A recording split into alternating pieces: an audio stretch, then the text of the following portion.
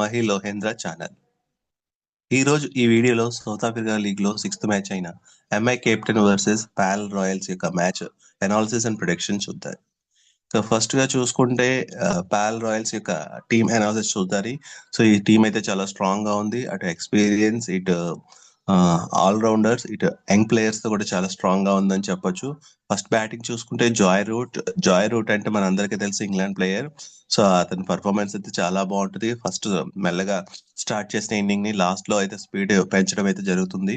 Captain Miller గురించి చూసుకుంటే మనకు తెలుసు batting capability. So once crease లో నుంచుంటే ఎటువంటి మ్యాచ్ అయినా కూడా తన టీం వైపు మళ్లించే సత్తా అయితే తనకుంది. సో అలవాకగా ఒకే ఓవర్ లో ఎక్కువ సిక్సెస్ కానీ ఎక్కువ ఫోర్స్ కానీ కొట్టే పవర్ హిట్టింగ్ అంత కెపాసిటీ అయితే ఈ డేవిడ్ మిల్లర్ కి ఉంది.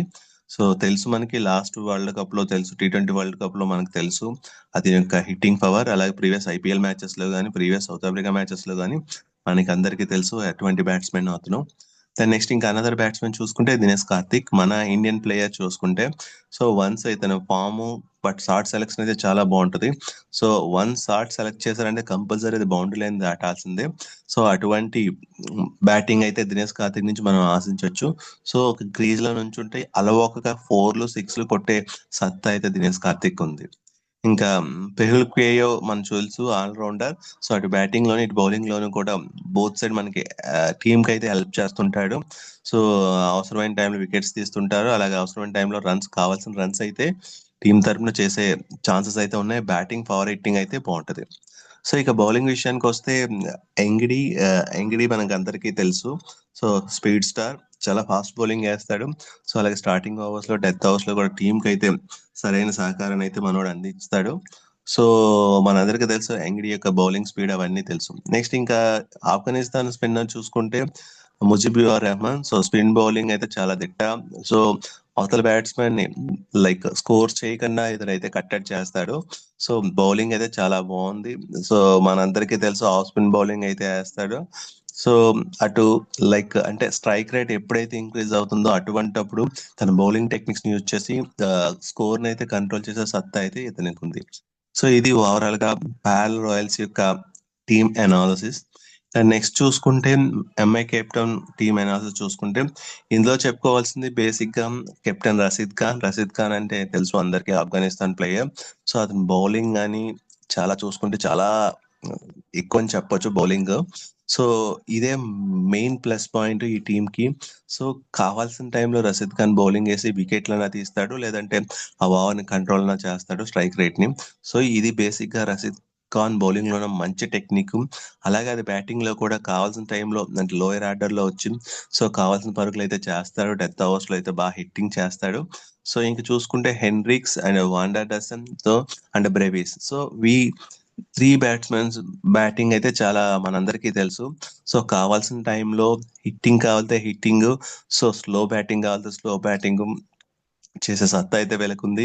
ఇంకా ఇంగ్రామ్ కూడా మనకు తెలుసు. So is the best batsmen చూసుకుంటే కనుక. సో బేసిక్ గా టాప్ ఆర్డర్ అయితే మటుకి ఎంఐ కెప్టెన్ చాలా అద్భుతంగా ఉందని చెప్పొచ్చు బ్యాటింగ్ లో. సో నెక్స్ట్ ఇంకా చూసుకుంటే కనుక బౌలింగ్ విషయానికి వస్తే లిండే, రషీద్ ఖాన్ ఎలాగా ఉన్నాడో ఆల్రెడీ చెప్పాను. So Trent Boult also very very good batsmen and bowler also. So last moment లో బ్యాటింగ్ వస్తే కనుక కొడతాడు. బట్ అలాగే బౌలింగ్ మెయిన్ ఇంపార్టెంట్ ఇక్కడ. So Trent Boult speed star, New Zealand యొక్క స్పీడ్ స్టార్ అనమాట, left handed bowling. So once హ్యార్ కట్స్ ఇచ్చాడంటే కంపల్సరీ అది రన్ అన్నా రాకపోవాలి, లేదా వికెట్ అయినా పడాలి. సో బ్యాట్స్మెన్ అయితే చాలా ఎక్కువ కన్ఫ్యూజ్ అయితే చేస్తుంది సో ఈ బౌలింగ్. సో ఇది ఓవరాల్ గా కెప్టెన్ యొక్క టోటల్ టీమ్ అనాలిసిస్. ఓవరాల్ గా చూసుకుంటే అటు బ్యాట్స్మెన్స్, ఇటు ఆల్ రౌండర్స్ అండ్ బౌలర్స్ తో చాలా స్ట్రాంగ్ గా ఉంది.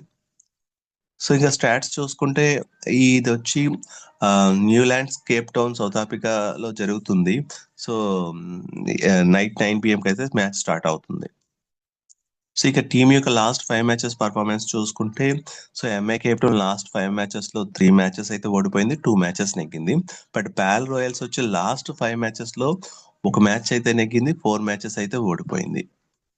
So next head to head చూసుకుంటే లాస్ట్ 10 మ్యాచెస్ లో ఎంఐ కేప్ టౌన్ 3 మ్యాచెస్ నెగ్గింది, పాల్ రాయల్స్ వచ్చి 1 మ్యాచ్ నెగ్గింది. సో ఇక్కడ చూసుకుంటే ఎంఐ కెప్టెన్ ఆధిక్యం అని చెప్పుకోవచ్చు.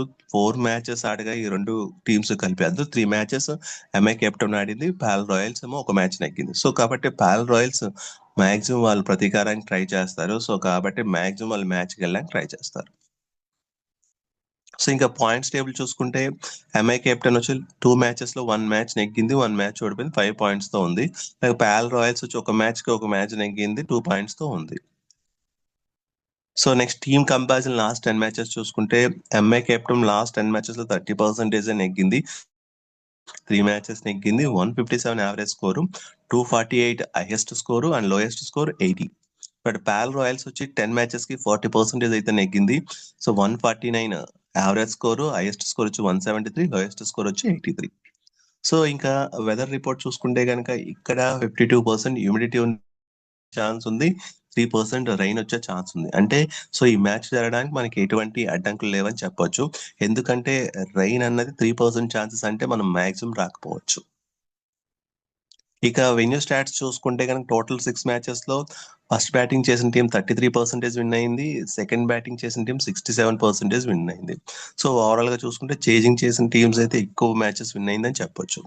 యావరేజ్ ఫస్ట్ ఇన్నింగ్ వచ్చి 175, యావరేజ్ సెకండ్ ఇన్నింగ్ వచ్చి 147, హైయెస్ట్ టోటల్ వచ్చి 204 ఫర్ 3 వికెట్స్, లోయెస్ట్ టోటల్ వచ్చి 106 ఫర్ 10 వికెట్స్, హైయెస్ట్ చేజ్డ్ వచ్చి 175 ఫర్ 2 వికెట్స్. ఇక పేస్ వర్సెస్ స్పిన్ బౌలింగ్ చూసుకుంటే ఈ వెన్యూలో సో పేస్ బౌలర్స్ కి ఎక్కువ అనుకూలంగా ఉందని చెప్పొచ్చు ఈ పిచ్. సో పేస్ బౌలర్స్ ఏకంగా 75% అంటే 67 వికెట్స్ తీశారు. అలాగే స్పిన్ బౌలర్స్ వచ్చి 25% అంటే 22 వికెట్స్ మాత్రమే తీయగలిగారు. సో ఇది overall total analysis of this match. Based on this analysis and production ఈ 2 టీమ్స్ లో నెగ్గేది ఎంఐ కేప్ టౌన్. కానీ టాస్ వేసిన తర్వాత యాక్చువల్ రిజల్ట్ మా ఛానల్ అయితే పోస్ట్ చేయడం జరుగుతుంది. సో అలాగే మా ఛానల్ లింక్ ని డిస్క్రిప్షన్ లో అయితే ఇవ్వడం జరిగింది. ఒకసారి ఆ లింక్ ఓపెన్ చేసి ఛానల్లో జాయిన్ అవ్వండి. అలాగే ఓన్లీ బిగ్ బ్యాష్ లీగే కాకుండా BPL, so south Africa league 20 running matches, అలాగే ఫుట్బాల్ మ్యాచెస్ ఇక ప్రొడక్షన్ అయితే మా ఛానల్లో జరుగుతుంది. సో మా ఛానల్ అయితే ఫాలో అవ్వండి. Thank you.